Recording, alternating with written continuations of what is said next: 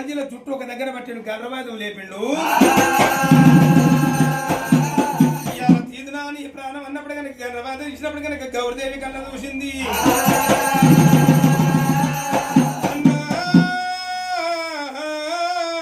రామయ్య ఇవాళ వాళ్ళ ప్రాణం తీస్తాను రెండనయ్యి రాజ వెళ్ళలేను ముండనయ్యి ముక్కి లేనలేను అన్నా. నాకు వాళ్ళతోని కనుక నాకు సతీ సరసం సిరి భోగం లేదు. వాళ్ళు నాకు భర్తలు గారు, నేను వాళ్ళకి భార్యని గాను. అన్న వాళ్ళ పాపన వాళ్ళు పోనీ మన పుణ్యాన్ని మన పోదా మనని వదిలిపెట్టమన్నది. పిల్ల మాట విన్నాడు, గండ్రబాయను కింద పెట్టినాడే.